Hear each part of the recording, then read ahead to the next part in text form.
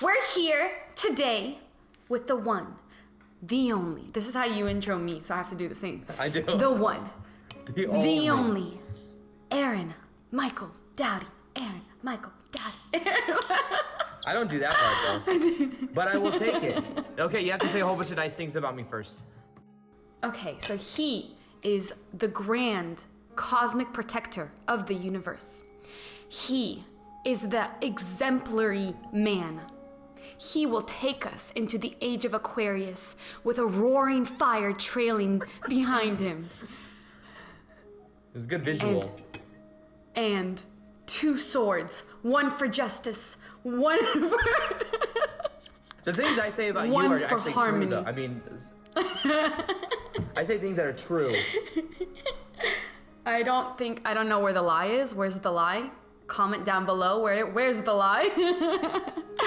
All right, so welcome back to the second episode of my still unnamed podcast YouTube series. Why don't you come up with a name right now?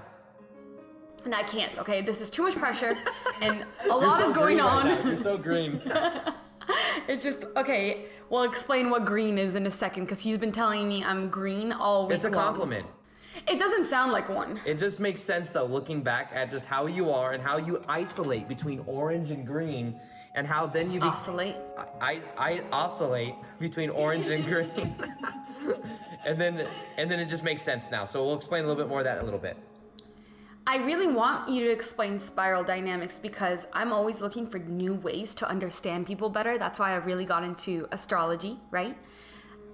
So this looks good. Looks good back there. I want to be turquoise though. Everyone wants to be yellow or turquoise. We're going to talk about a lot of things. We have a lot of things written down, but we don't really have a plan. So this is just going to be Also another very green of conversation you. with one of... Yes. See, I'm so green. You're so green. Conversations with my favorite people, and this is kind of like how we talk in person. These are the things we talk about all the time, right? So I just wanted to give people access to that. If you guys don't know, I'm going to do an intro before this, but if you guys don't know who Aaron Doughty is, he is my favorite person, an amazing YouTuber. And he's going to take the world by storm for real when we get out of this quarantine, and he sets out on the road and starts doing live events, which I'm so excited to see you do. And I'll link all his information below, even though I know everybody already knows who you are. Thank you. So you know what I want to talk about a lot is really the Great Awakening. You've been making a lot of videos about that. You've been really brave, talking about a lot of things that other people have been really afraid to talk about. And it's doing really well. It's doing good for you, wouldn't you say? Yeah, I'd say I was surprised at how many people resonated with the content, because when I first made a video on the Great Awakening, I was afraid to put out even the title or the wordings of it. But I saw how much I felt it was like a feeling that I had that there was a need for someone to say something. And some people were. I'm not the only one making videos on this topic for sure, but I just felt like there was a demand for people to understand kind of what's really happening, and in the chaos and everything breaking down, it appears to be very fearful. But when we look at, like, if you imagine a timeline like this big, and we only see this little bit of amount right here of a timeline, it looks very fearful and very like uncertain, and why is all this happening? But if we were to look at the whole timeline, we'd see that this is all a process. This is all a process of what is called the Great Awakening. So the tearing down, the chaos and all of that, that's leading to so many people questioning their reality, understanding as well that there may be a lot of hidden agendas, we could say, behind the scenes. It's been happening for a long time. It's just that it hasn't been in the public for people to know. However, this is a time of transparency on the planet. People can't hide the information and hide the agendas that they used to have, because people are too smart now. People are too intuitive now. They can see through the lies. And even people I never thought would be open to this information, like my buddy Neff is coming over. We're gonna work out in a little bit, and his parents I grew up around a lot, and I could never see them really into this kind of information. And it's not like they watch the videos or anything, but they're like, he told me, are questioning what's going on in the world and in the media, and they know something else is up. And growing up around them, it's like, wow, really, they're saying that? But it's you never know. So many people are going through questioning their reality right now and knowing there's something more going on. But all of this, I believe, is a part of the Great Awakening, which is where people are going to become aware of who they really are. Us as the people are taking away our power, us becoming aware that we're spiritual beings, having temporary human experiences, and just really creating a form of like the age of Aquarius, or like heaven on earth in a way. Understanding we have the ability to do that. So the age of Aquarius, the age of Aquarius is a time for transparency, and that transparency theme keeps coming up during this time.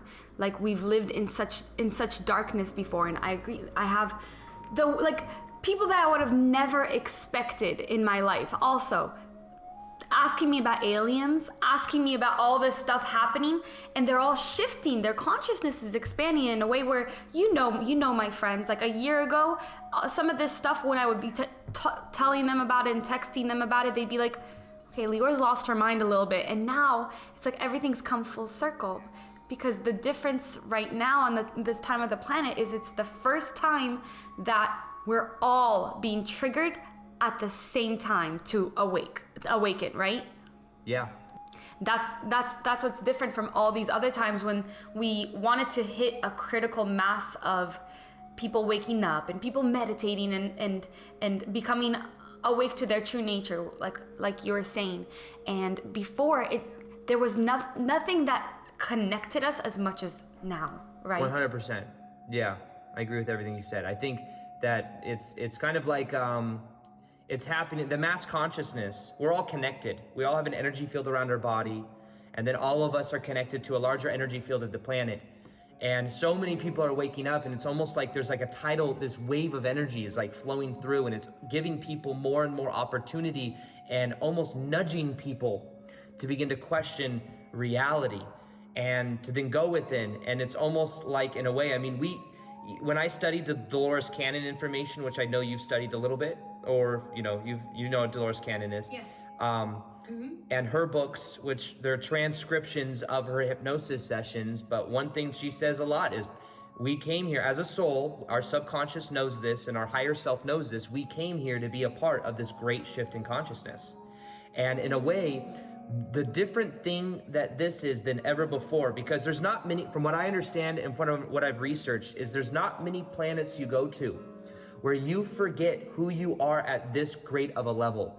Other places you go, you might remember a little bit about you're an eternal spiritual being. You might also have parents that you grow up knowing that. Here, it's such a difficult place because we don't remember who we are when we're here. I mean, maybe you could say as a baby, we remember parts of this, but we're conditioned into believing that we are these separate entities. We are separate from our environment. We aren't eternal spiritual beings.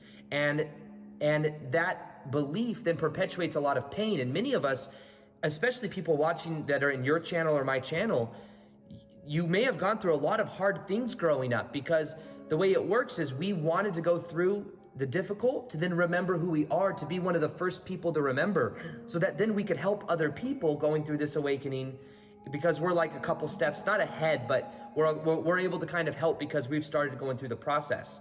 So one of the things that many of us knew that showed through Dolores Cannon's transcriptions is that we came here to be a part of this great shift in consciousness, and that the planet itself, normally this happens at a smaller scale, but now we have billions of people that have the opportunity to wake up in mass, which is what makes it so different than so many other civilizations that may have gone through a shift in consciousness, you know? So it's cool to see. It's such a good opportunity for us. Yeah, 100%.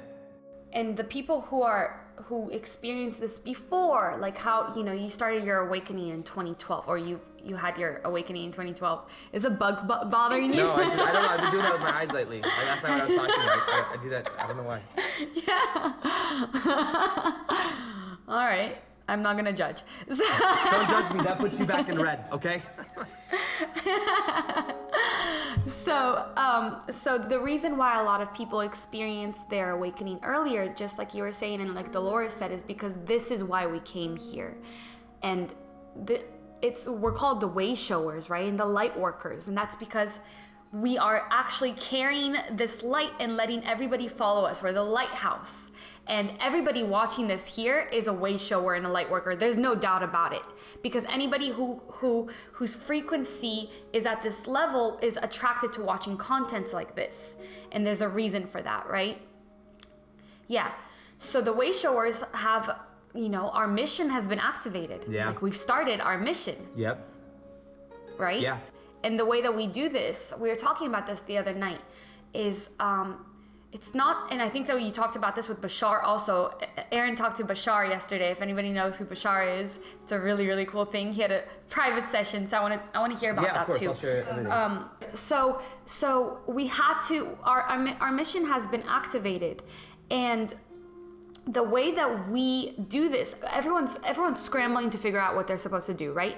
There's a reason why there's so much uncertainty on the planet right now. There's a reason why we're so confused. Because if we're confused, we can't carry out these missions. So I feel like it's important to always bring people back to the ultimate answer, which is you have to do things on an individual level. When you hear this kind of information, what are you doing on an individual level to make sure that you're constantly aligning to the optimal reality, right? Yeah, that is. So if you want me, I could just go into the whole Bashar thing. Yeah, please. Yeah, the whole experience. So Victor and I, my buddy Victor Otto and I, he came over. We were in Sedona like 3-4 months ago, and we realized, hey, we've never had an actual session with Bashar. He does sessions. And Bashar is a channel that we've been watching. It's kind of like an Abraham Hicks type channel. I'm sure a lot of your audience also knows Abraham Hicks. So kind of like that. He's been around since like the 1980s. And I've been watching him for a long time. Victor's been watching him for a long time. And one of the first things that actually connected Victor and I together was we got on the phone, we were talking and sharing information. We realized that we're both Bashar nerds, So we decided, hey, let's get a Bashar private consultation, which originally we were gonna have to drive to LA to do. And but since this whole thing is going on in the world, that was kind of now it's Zoom. Yeah, so we had a Zoom call with them 2 days ago, and we asked a whole bunch of different questions. But I mean, I can go through and share a lot of that. But right, the main thing with the Great Awakening. I want to hear a lot of it. Okay, so one of the things we asked about was the energy of Sedona was one of them, because I'm getting ready to possibly buy a house there. I'm in the process of that right now. So we talked about Yeah, super excited for that. We just got back from Sedona. We were in Sedona for like a week or two. And Sedona is a very high energy portal place. It's in Arizona. I've always felt called to Sedona. People kept telling me about it. And 3 years ago, I went for the first time and I fell in love with it. It's such a high vibe energy there. I went there, and what Bashar said about it is it's a high vibrational portal where there's a lot of energy that's funneled into Sedona that affects pretty much the whole planet. It's like what is happening right now on the planet with this transformation. Energy is sent in through Sedona that balances out the rest of the planet. But also when you're in Sedona, it magnifies whatever's inside. So it many times magnifies the internal. Whatever you're working on the inside, it magnifies it and brings it to the surface.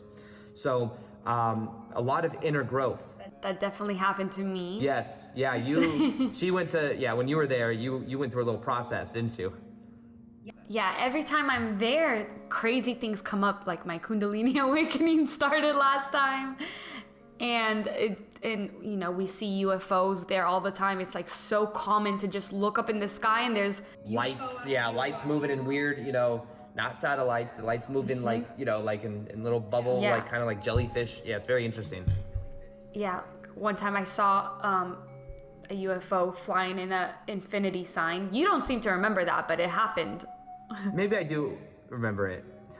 Now it's coming back to me. I remember you mentioned it. I was like, I don't remember that. Maybe I do. It's a high. So one of the things I asked Bashar was, I have when I'm there in Sedona, I love it. My energy, like energetically, I love the creek, I love the hiking. However, I notice it's a little bit harder for me to do business work. So if I need to do more, like technical stuff or like write email, like sometimes it's a little bit harder for me to do. So one of the questions I asked Bashar was, is it a negative belief that I have about Sedona, or is it the energy there that makes it kind of difficult for me to do business stuff, whereas I mainly want to do internal stuff? And he said that it may be a little bit of a negative belief, so I may need to redefine it so that I can work easier there, or another option he said is maybe you bring your business into a higher vibrational way where you go through more flow with it. You don't have to do these I have a very kind of rigid video a day, email a day thing. Orange, exactly. So we'll share a little bit more about that in a minute. But what I realize is in Vegas, it's very orange. It's very easy for me to do business stuff here, but that's because it's very orange, which sometimes is good. These levels that we're going to talk about in a little bit, people are probably like, what the heck are you guys talking about? But you carry with you the energy of each level. So I have integrated a lot of orange into my consciousness, which makes me very good at business, but it has its limitations. And then that's where green comes into play. And Sedona is a very green place, which means it's about the environment, it's about love, it's about connection, it's about flow, it's a little bit more feminine. This is like a green level of consciousness, be an environmentalist, So what I noticed though is that it's very easy to do that. So what Bashar said is maybe you bring your business into that green mentality and it helps you with there. And maybe you find a whole new passion of something you love to do in Sedona, which I think might be me running retreats or doing live events in Sedona. So, I'm in the process of buying this really cool, nice house that you've already seen pictures of at least. I might do retreats there. There's many options, but that was kind of coming to me. Another thing that we talked about was, we talked a lot about the ET stuff. I don't know how much of that you want me to share here. All of it. So many of us, one thing that was talked about was Victor and I asked about our ET connections. Now, to specify, we are all such vast beings that we have not only had past lives on Earth, what we call past lives, because understand all time exists here and now, we may connect to past lives, which are actually parallel incarnations of our same energy. So we are such vast beings that we have not only, every single one of us have not only had lives on Earth, we've also had lives and higher dimensional aspects of us in different star systems. So this is kind of how Bashar explains it. But the question that Victor and I asked was, what connections, what parallel ET connections are we most strongly connected to? And what Bashar said is that most of us on the planet have very strong connections to Orion, Sirius, Pleiadians, Arcturus. These are all different connections that many of us have. But the most strong ones, it sounded like we have, that Victor and I at least have, were Sirius. Syrian? Was Syrian, which actually what Bridget Nielsen, who we, is our friend in Sedona, she kept telling me, oh, you have a very strong connection to Sirius. And I was like, really? I never really, looked that much into it, but I do have a very strong connections to dolphins. And dolphins and whales are connected to Sirius energy. What Bashar actually said is that the dolphins and Sirius, the dolphins and whales are telepathically connected to the beings in Sirius, and they bring through that energy on Earth, which I thought was very interesting. But so Sirius and Pleiadians and Orion, these are all connections many of us have. But the other thing, Victor and I asked about our past life connections, and Victor and I have had many past lives in Atlantean times, how do you say that word? Mesopotamia,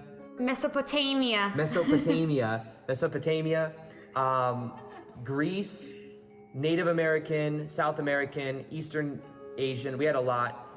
You and I had many past lives in Atlantean times is the strongest connection that he mentioned. So maybe we all did. Atlantis is an interesting conversation as well. I think we want to talk about Atlantis and Lemuria. Yeah, we can for sure talk about that. Important. Uh-huh. I think it's very important that everybody knows that we are co-parents. I didn't know you were going to want to go there. Did you really want to talk about that?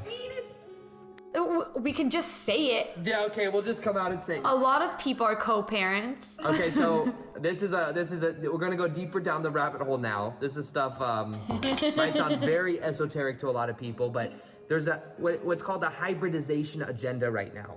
So a lot of people don't consciously remember this, but a lot of our DNA as humans may be taken at higher levels and used in a hybridization agenda where there is mix of human with different ET races. So this sounds very out there to a lot of people listening right now. However, one of the questions that we asked, that Leeor wanted me to ask, was that if Leeor and I had hybrid babies. So that was a question. I just want to know if we're co-parenting, that's it. Co-parenting in the higher realms, but basically what Bashar says is yes, But the way that it works with hybridization is that it's not necessarily 50-50 split. So it's our DNA is used in certain ways that then has that, that hybrid, that is used in that in having this hybridization, we'll call it hybrid babies in a way, which some people are aware of, maybe have heard of before. But so yes, the answer was yes, and it's just different percentage.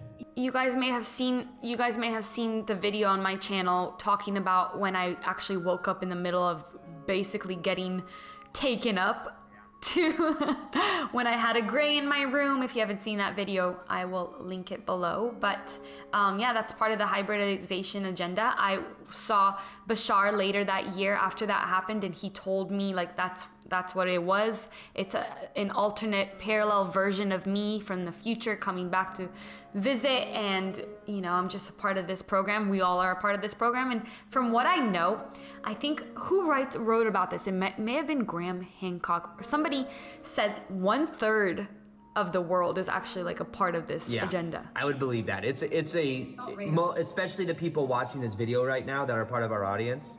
You may at a higher reality level be involved in this and just not physically remember, Yeah. So it's cool.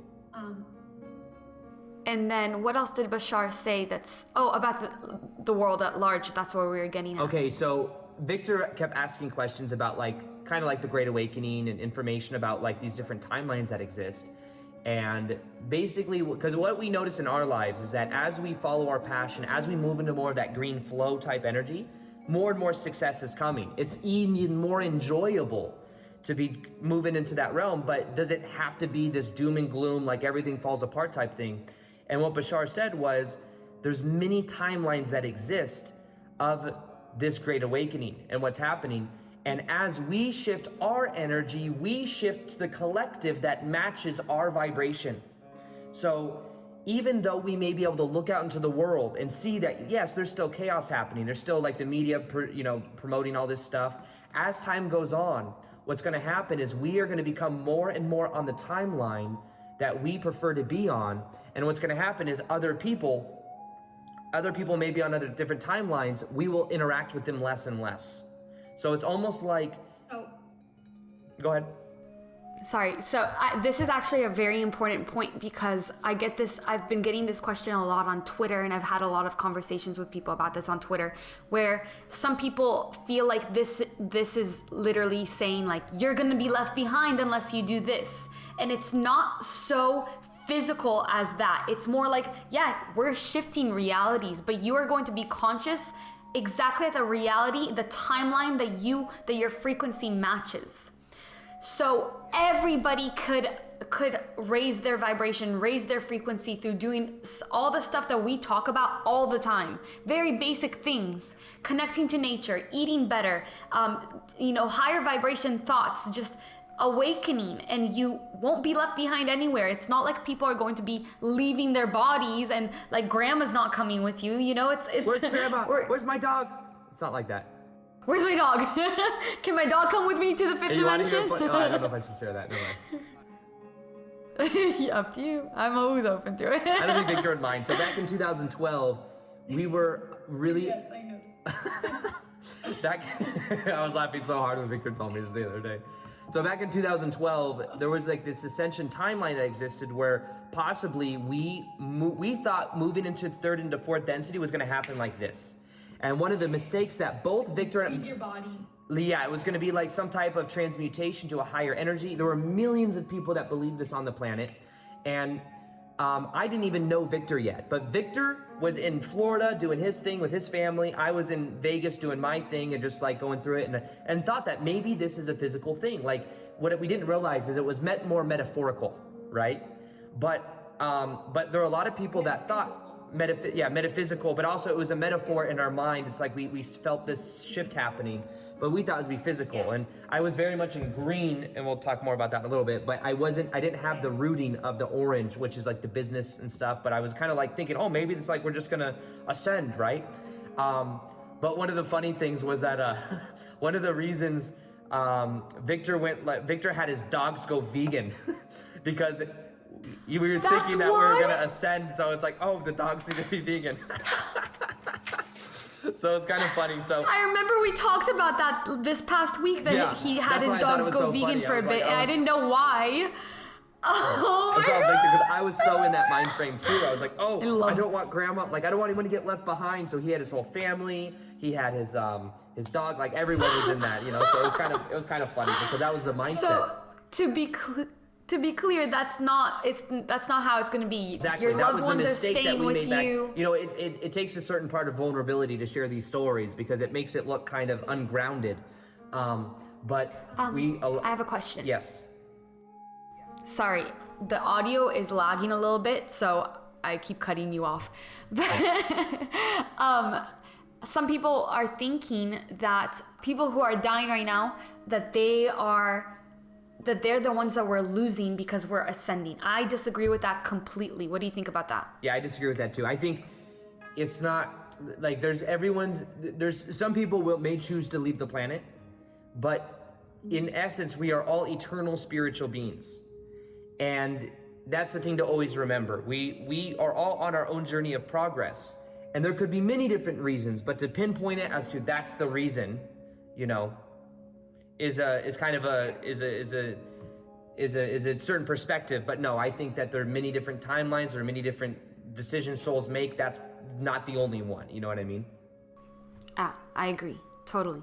In general, yeah. So Bashar was saying that with these different timelines, it depends on our own energy, and as we shift our energy, we then shift to the most optimal timeline. Even though there may be some chaos, it'll be like looking through a glass wall. So we don't have to be as affected by it. And one of the questions that Victor had was like, as we speed up in our life, will we eventually only experience that of which we want? And he said that yes, eventually our vibration. The other thing interesting he said was, it's so important to be in alignment right now because the vibration is speeding up so fast that you will both manifest what you want quicker than ever and what is out of alignment quicker than ever. So the lag time is beginning to go away between our manifestations. So that was something else that he confirmed, that he kind of talked a little bit about. There's some, let me see what else I can share. One of the things that I told you we talked about. I feel that lag time. I feel the time between me setting an intention and manifesting something. I feel that buffer of time has shortened, and I also can see, and this is a little bit disturbing to me, honestly, which it underlines how important it is to be aware of your energy and where you're at in life right now. Because I did something that put me out of alignment, and I felt it so physically, so strongly. Basically, I drank a little bit of alcohol, and I felt it so strongly. You specify. I was like, what did you do? yeah. I felt it so physically the next day, and I was like, no, this is not the timeline. I'm not in the right timeline right now, and I need to focus. And you kind of become super sensitive to it, right? So you kind of feel like you're scrolling through Twitter, and you see the news is looking a little bit darker, and you're like, oh, this is the wrong timeline. I have to raise my frequency. Yeah. That's literally how I see it. Yep. Yeah, that's smart. That's a great way of seeing it. The thing that I'd also add to that is that I think it's also, there's a flexible kind of timeline there. So don't beat yourself up if you're going through Twitter and you read a couple things like, I'm on the wrong timeline. It's more so you make a new choice to then focus on what you want, or maybe to say, I don't want to keep scrolling through this, or maybe if you're drinking, you're like, oh, it really affected me the next day. You're like, you know what, I'm just not going to do that as much, or whatever decision you make.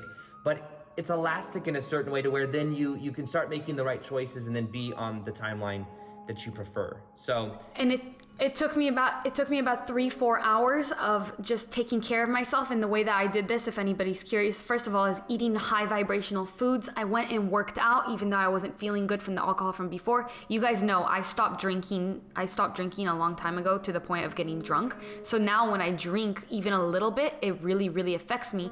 And that happens because your frequency and the frequency of alcohol, as you always say, it doesn't align anymore. So it's going to harm you and hurt you even more than it used to before you raised your vibration. Right. So I just spent the next day just taking care of myself, listening to uplifting content, listening to my audiobooks, cleaning the house, taking care of my body, getting out in nature, and I felt so much better. And it was so, just like how we were saying that the lag time, it has shortened.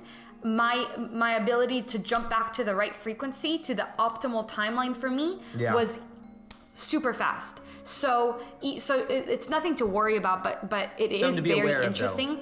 Very something to be aware of, and it's so interesting to me how it's become much less subtle, especially when you're really tuned in and tapped into these things. You can actually feel the shift in timelines, and you know when you're in the one that you want to be in or not, because you're hearing better news or you're hearing worse news. And yes, I thought that was really cool. That's awesome. It's a good point. You can feel it. You can feel which timeline you're on, just by the vibe and what you see on the outside, as well. I think that it's really important to talk about spiral dynamics in relation to what we're experiencing now on the planet. I think it's directly related to what we're talking about right now. Let me see if there's anything else I want to mention about the Bashar. Yeah. The other thing that we talked about was the karma, remember? The karma and that's YouTube really channel. good. Yeah, this is important. Leeor, Victor, we all have YouTube channels. The one thing that we were wondering is, does it create karma by making, because people that listen to our videos, they interpret them in their own ways sometimes. So the idea was that maybe some people may take a video out of context and does that create karma for us? Because there's so many people that watch the videos, And the thing, what are you going to say? Sorry, I've been really worried about that for a long time, because I found out about last year that it was through a book or something that I read, that projecting your ideas to a lot of people, and this book was talking about hundreds of people, and we're projecting our ideas to hundreds of thousands of people, that you are becoming intertwined with that person's karma, that you are affecting all these people's karma. So that got me a little bit afraid about the things that I put out, because I know that my energy is touching all these people. Am I affecting their karma? Even if the information is positive, it's always positive. I'm always trying to empower. Am I right? There's positive and there's pure intention, but am I taking on their karma, and are they taking on my karma? So what you found out is really reassuring. So go on. Yeah. So it was when I was wondering kind of the same thing.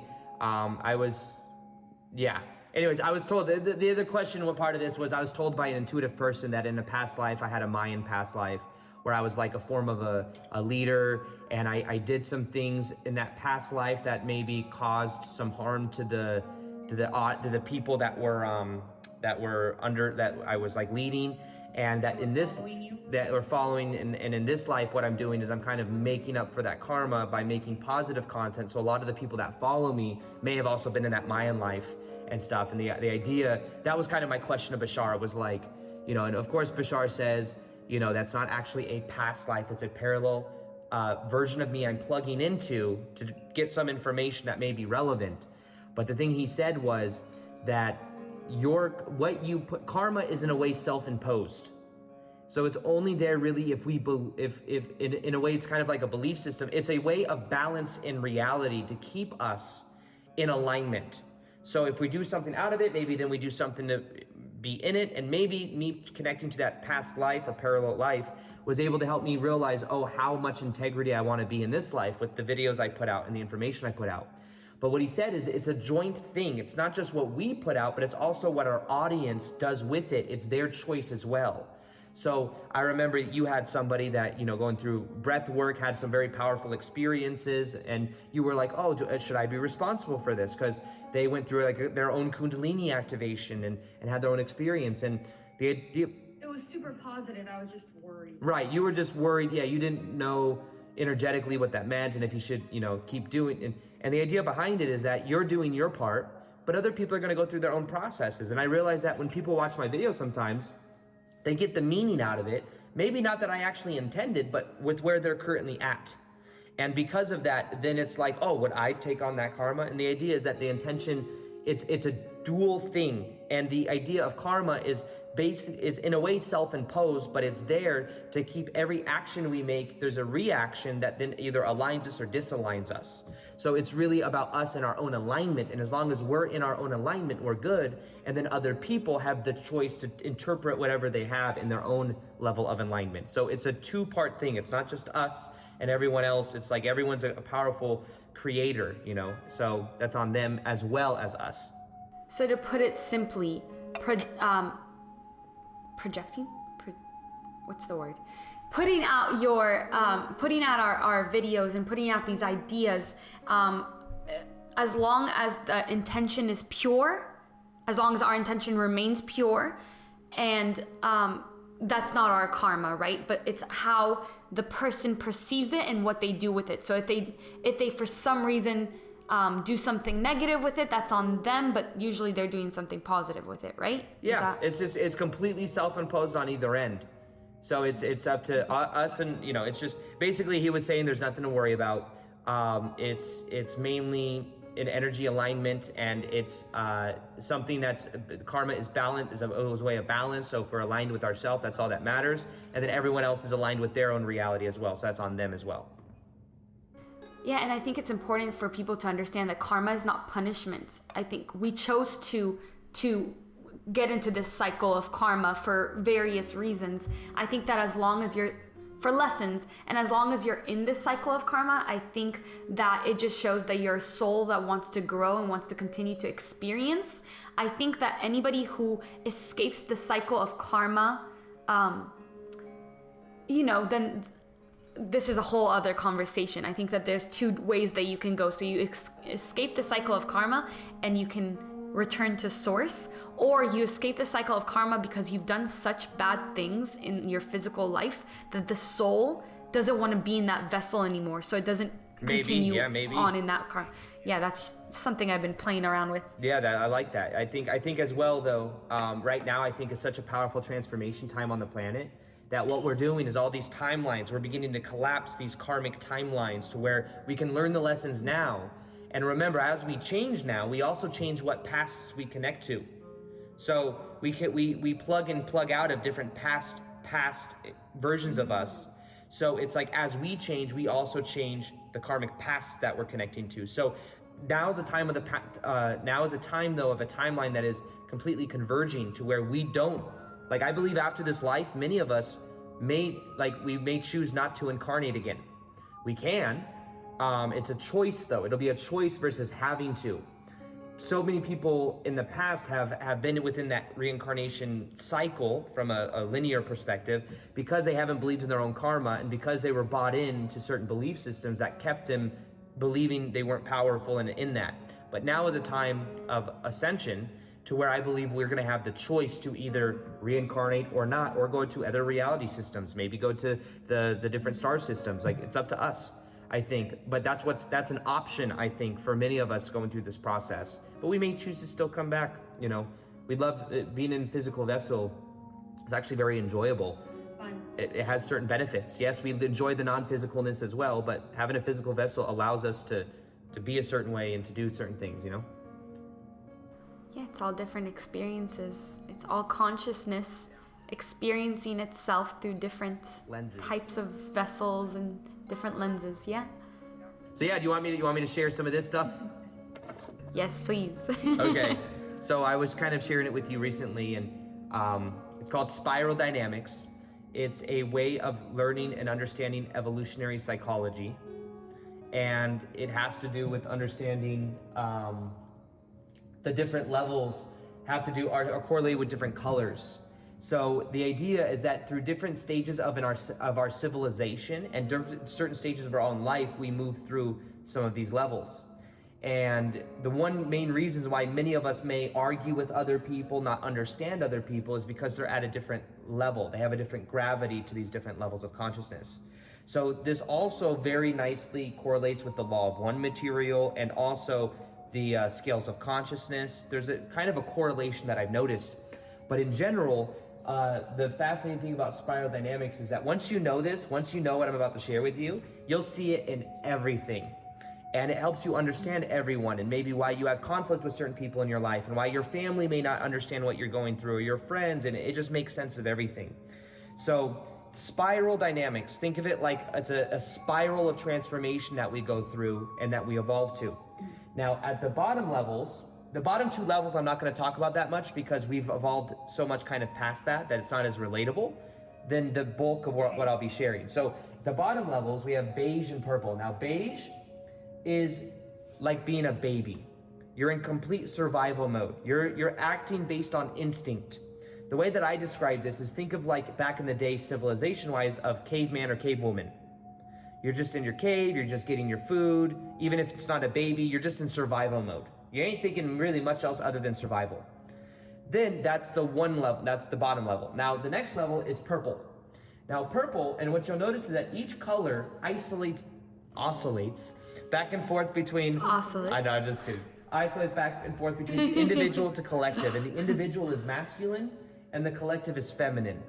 So they'll isolate back and forth. Just kind of, you'll notice that theme as I explain it. Now purple is all about groups, tribes, pleasing the gods. That's kind of, that's the civilization version of it. So back in the day, we were cavemen, and then at one point we said, you know what? We're safer if we team up together. If we have other people that can do different roles, it makes our life easier. We can have these people take care of the kids, we can have these people make the food, these people catch the food, or whatever.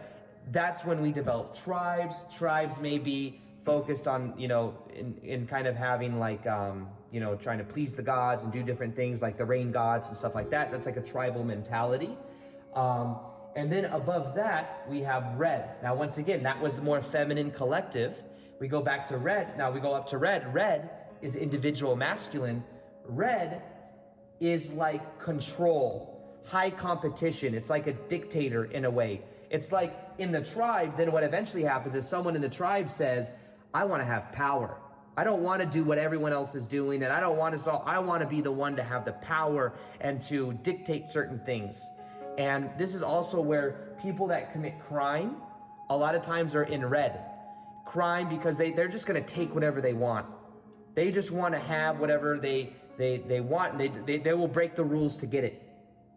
And it's this me. When you think of terrible twos, like a toddler, it's like, no, me, I want this, no. It's like dictating everything. So that's kind of like toddlers. They may be in beige. Purple could be, I don't know, like, at some point, it doesn't necessarily have to be some linear progression necessarily, but the idea is that red would be like that, the dictatorship. You might look at someone like Hitler, is very much red energy. There are certain very highly competitive people that will do at nothing in order to succeed and to win, even compromise morals to do so. That'd be very red. Now, people in purple may look to people in red because they may get safety from them. So you get a red guy that's running the tribe. It's like, oh, well, we believe in this person. This person's aggressive. This person's going to keep me safe. This person's going to make sure and conquer worlds and other tribes. So that's the idea behind red. Now, each of these levels eventually have their own limitations to where then you move on to the next one, right? So red can get a little bloody, can get a little painful with this kind of mentality. And the next level is blue. Now, blue is where we're going to start to relate a little bit more to. Blue on the planet is once again the feminine collective. Blue, though, is conformity, religion, rules, regulation. Eventually realize, you know what, there's certain people on the planet that might be in red, but they're containing a lot of the power. This isn't fair. Let's develop something where everyone has something that's more fair. There's a certain regulation and rules to it. And there's a lot of people in the world right now that are blue. People that are caught up in maybe religious belief systems. People that say, I am this Democratic Party. I'm American. And if you're not, I don't agree with you. This is my religion. If you don't agree with my religion, then you're not on the same, you're wrong. You're wrong. That's kind of, it's like you're right or wrong, morals, good, bad. That's a very blue mentality. A lot of me growing up, I was primarily like, my dad has a lot of blue in him. He likes the rules. He likes the regulations. He likes those kind of perspectives. And a lot of times when we work 9-to-5 jobs, we may be in a very blue type environment because you got to follow the rules. Well, then above blue, what do we have is we have orange. Orange is personal development. It is success. It is achievement. It is science. It is technology. It is hard work, hustling, Gary Vee, Tony Robbins. This is orange. This is law of attraction. It is attracting love. It is attracting money. It is working out. It is glamour. It is luxury. This is orange. So in orange, this is where in blue, we may say, I don't want to work a 9-to-5 job. I don't want to be told what to do. I'm going to go out there and make something of myself. I'm going to go out there and be successful. So then we start reading Think and Grow Rich. We start learning our own mindset. We might start learning business. And that's orange. That's individual and masculine. So so accurate. Yeah. So we as we move up the levels too, we carry with us the levels below. So an orange person can remember what it's like to be blue at the 9-to-5 job. It can also remember what it's like to be purple in the tribe at certain levels and what that's like. Tribal mentality as well is gangs. Also being a teenager in cliques in high school, very purple, you know? So you start to see these things in different, red might be that boss that's like very demanding and kind of corrupt. Politicians that are demanding, kind of corrupt, maybe very red. Tyrants in a way, criminals. You're able to kind of see this in everything, but the conformity of blue is, when people comment on our YouTube videos and are like, oh, you meditate, you're gonna attract the demons. Well, they're in a blue mentality. It's not that, it's not talking down on them. It's just they're in blue. They're in blue. Like if you do... That's so accurate. So you'll see, I'm telling you guys watching this right now, you're going to see this in everything you see from now moving forward. Now, in orange... It's funny, Isabel and I were talking about this in the last conversation. Oh, because you guys are talking about femininity, right? Masculine. Yeah, well, about the comments about being afraid of things. Yes. And that's when I was like, Those be kind wary of things that... So I feel like blue could have a lot, the way that blue is reinforced is through a lot of fear. Yes. Oh, yes. Because it gets safety. Blue people want safety. They value certainty and safety. So what do is they want the tribe mentality. They feel, and that's why if you agree with my religion, then I feel more safe, right? If you don't, then it's like I take it personal, right? So very, very egocentric. The ego's trying to survive. And you'll notice that certain levels are egocentric, certain levels are ethocentric, and the top levels are world-centric. We talked about this. We learned about this at Tony Robbins' conference, but... Ethocentric? Is that what you said? Ethocentric. It's more about the environment and the nation. And like this ecocentric. Got it. Orange business is good for the environment and the centric, maybe a little bit of the ego because the ego gets, the success out of it. But the bottom levels are straight ego, safety, and they want survival and stuff. And then you get ethnocentric in the middle, especially green, which we'll talk about in a minute. But that's more about the environment and the people and the nation and society. And then at the top, you've got like the whole world involved with it. So orange is achievement, success, moving forward, a little bit more masculine energy sometimes. And then above that, what we have is green. Now, remember how I said every level has a different limitation? Well, once you start banging around in orange and you start making a lot of money or just money in general, you start to realize that money doesn't equal happiness. You start to realize that, I may have spent 10, 20, 30 years growing my business. I may have all the money in the world, but I'm not that happy. And you know what? I didn't even spend that much time with my kids. And now I want to kind of like spend more time with my kids. And like, I realize that what really is happiness is connection. It's relationship. It's doing something good in the world, adding value to other people, giving. That's what really makes me feel good. So that's when, once we get to that level with an orange, then we say, you know what? I want to start experiencing more green. That's why a lot of really rich people eventually become philanthropists, because they then want to give, and they want to give to a cause they believe in. Well, they're then starting to go from orange into green. And realize as well, we all have different percentages within each of these. So we may have, I may be 50% orange, and then maybe 30% green and 20% yellow. Or something like that's the idea. It doesn't matter the percentages, but it's not like we're either one or the other. But we have these energies activated within us. Now, I'm in a stage of my life where I'm really growing my business, and I'm setting up the resources for me to travel and do what I love. So these last 2 years, I've been a lot in orange, but I still carry and I still love, green and yellow. I still have those within me at different levels for sure. Now, eventually though, you realize that the money isn't everything, and the bitter pill to swallow for orange is that it's not all about money. And sometimes it takes people a while to get there. But to realize, what really makes me feel good is adding value to other people. And that's kind of like the mindset. And that's kind of what I've realized I've been studying a lot, is like this different mindset in there is like, the more you give. So the thing is too, is what you realize, green is love. Let me go over that a little bit more. Loving animals, maybe being vegan, Caring for the world. Leonardo DiCaprio is very green. Russell Brand is very green. Green. Certain companies may be kind of green. You know, Apple, most companies will have a lot of orange, but the marketing and the way they lead may be more green. You know, like Google and how they do their company and how everyone has like a day of like, you know, doing their own creative work and stuff. That'd be more considered green than orange. Right. But most companies still want to make money, so they're no matter how much they believe they're in green, they're still rooted a lot in orange in order for them to have marketing that actually sells. So green though is love, community, the Beatles, like the hippies movement, and they can be very hippie-ish, you know. Now the thing is to orange people, the drawback of being green sometimes is that greens are so much in their heart that maybe they don't get as much done. So orange people look at green people and they're like, you're lazy, you're not getting things done, you're living in your hippie fairy love life, like love being, you know. Not only that, but green people are always constantly judging themselves too, because they're not orange enough.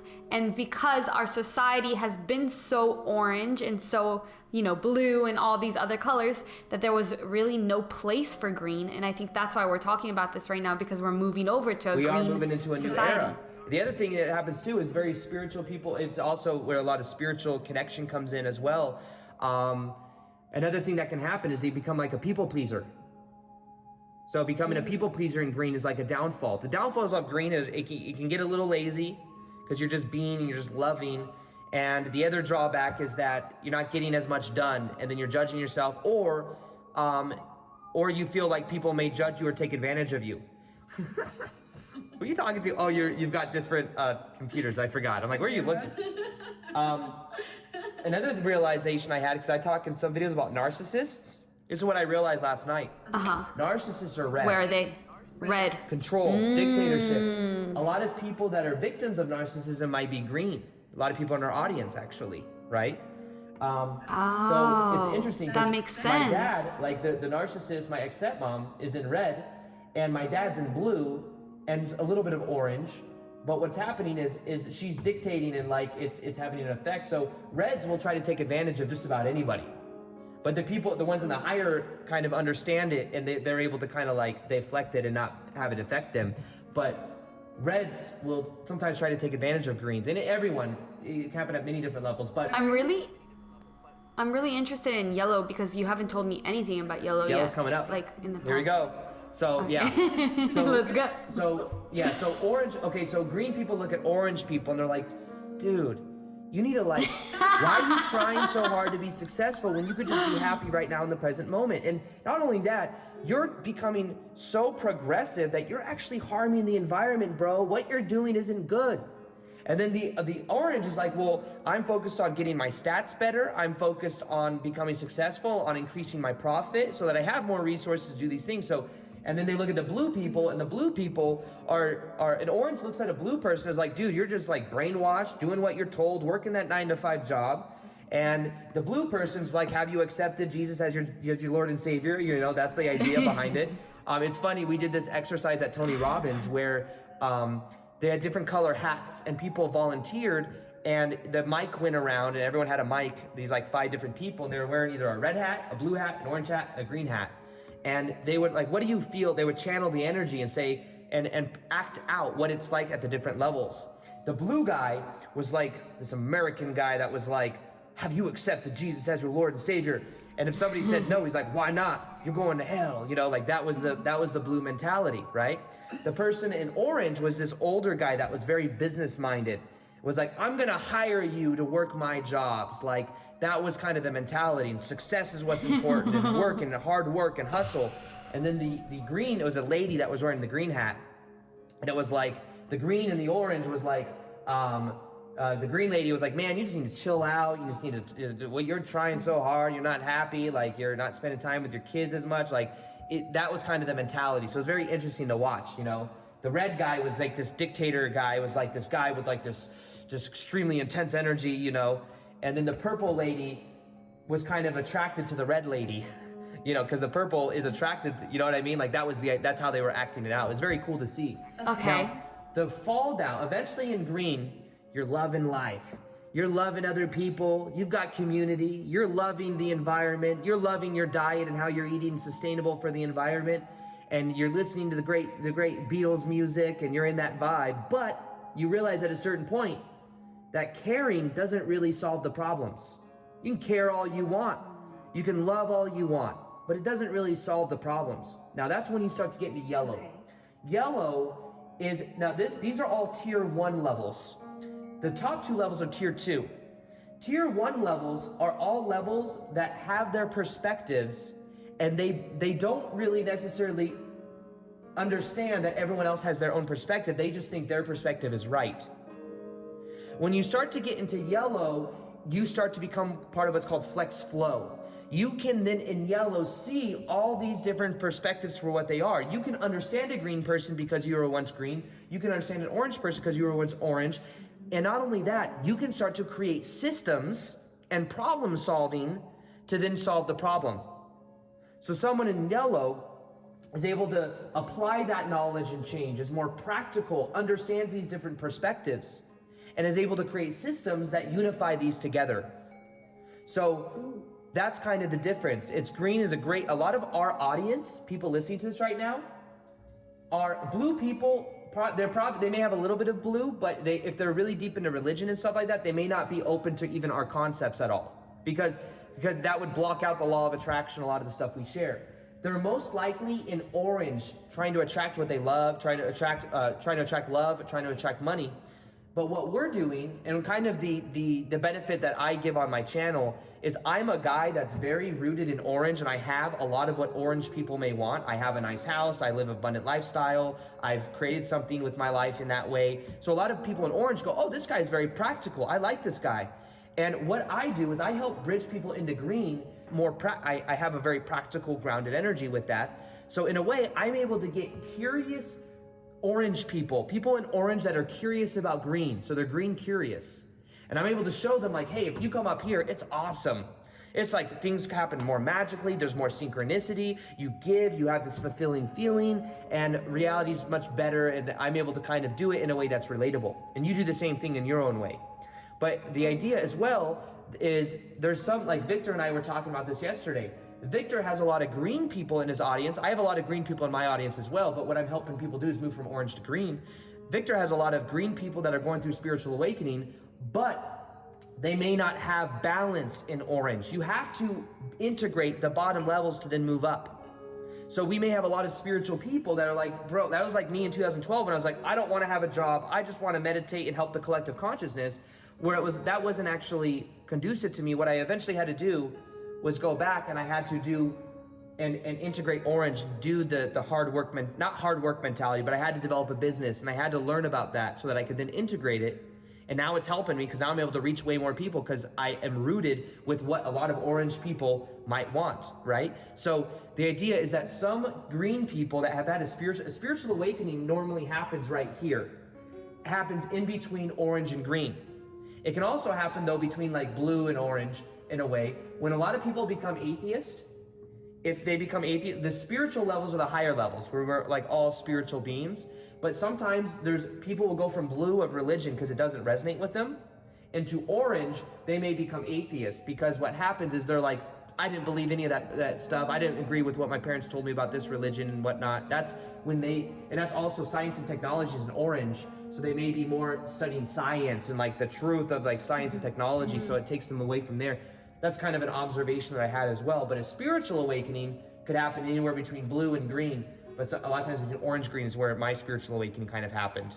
I wasn't completely successful yet, but that's when I had my spiritual awakening. I went into green and then realized I wasn't grounded. I was just focused on meditation. And then eventually I went back and integrated orange more so. So Victor has a lot of people in his audience that maybe need to balance out a little bit more orange and be rooted in developing, the more the physicalness, because it's a very material realm. But then what happens is then we integrate it, and then it's easier to move up even more. The more roots we have, the more we can grow up. So none of these levels are bad or good. It's just there's a positive and a negative to each side. There's an overbalance or an imbalance or a balance of each one. So it just kind of depends on how we use it. But in general, green is the mentality. You are many of the way you are. When I think of green, I think of you a lot, because when you were in Sedona, for example, you had this kind of realization where you were very angry at the orange. You were angry at people that were doing things. Why are they destroying the planet? Why is all this stuff happening? Why is all this business stuff? Why are we doing any of this to try to feel better? Well, that was what you were doing, is you were in your green and you were looking at orange. And the orange was what was making you feel that resistance, the perspective. When you said that, I understood it so well, because I literally just had a breakdown out of nowhere. I don't know where it came from. And I was like, I'm sick of all this.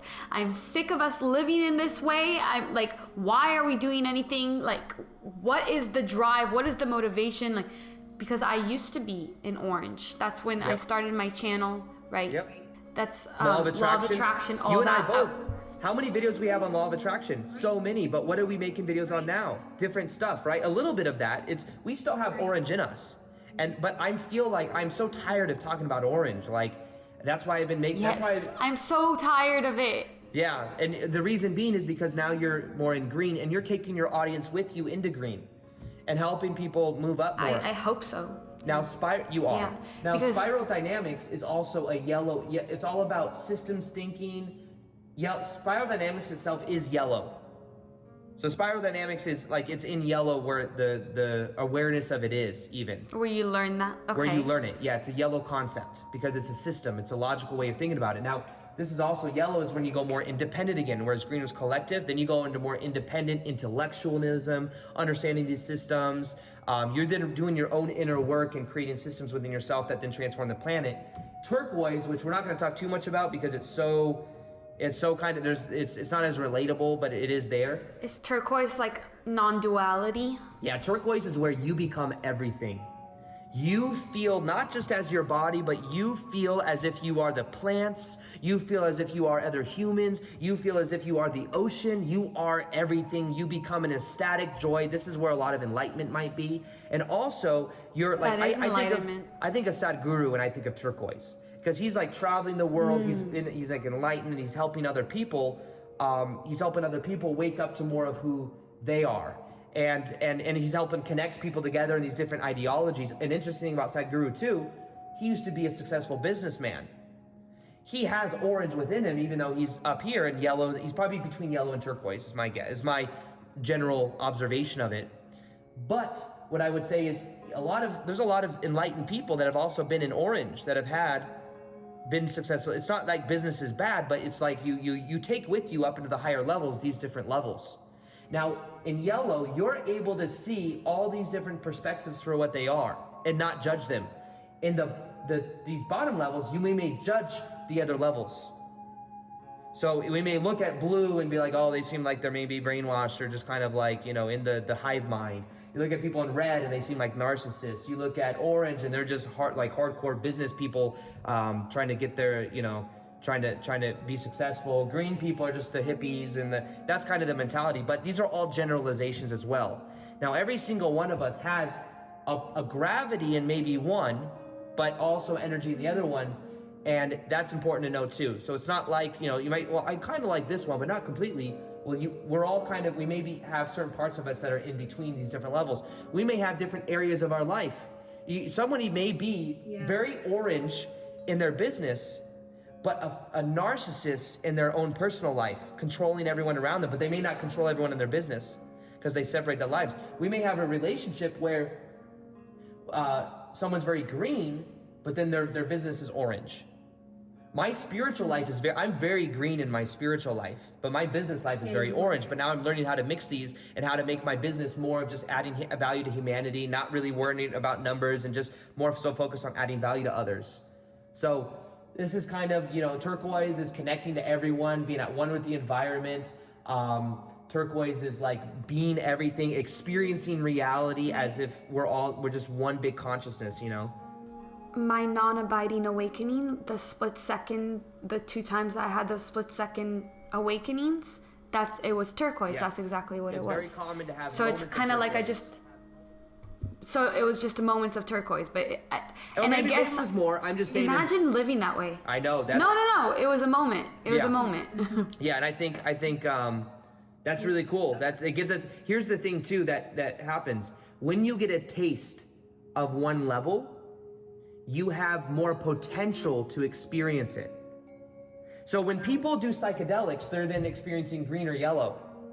What happens is sometimes people do it and then they may be in blue. Blue people normally will be afraid of doing psychedelics because it challenges their belief system. They're about religion and conformity and rules and regulations. But people maybe in orange may be more open to it, and green may be more open to it. But once you get a taste of it, sometimes it helps, sometimes it gives people like something to go through. I'm not telling people to go do it. I'm just putting out an observation. I think psychedelics is what took me from orange to green, what opened up that doorway for me. Could have been. Was it when you did Aya? Yeah. Yeah.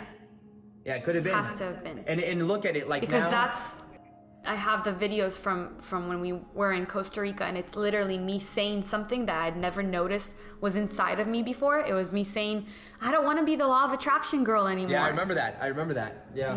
Yeah. And that's why. So it moved me over there. And you remember how I tell you every time I do Aya, what happens is the whole entire time it's let go. Stop trying so hard. Let go. Just be. Yes. Enjoy your life more.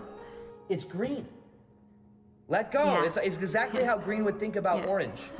So, and every time I do it, I do it once a year normally, it kind of catapults me. When I do, when there's certain meditations I do, it puts me in green. When I meditate every day, it puts me in green or yellow. And it's like, that's one of the best ways of moving up the spiral is by meditation and releasing resistance, So in general. So that's what I was going to ask. Like moving up the spirals, is it through meditation? That's one of the best ways, because then you become aware of your different belief systems. You become aware of your thoughts. You release resistance, and that's what helps you to move up. But honestly, just knowing and understanding this helps you to move up, because then you're able to see your different perspectives.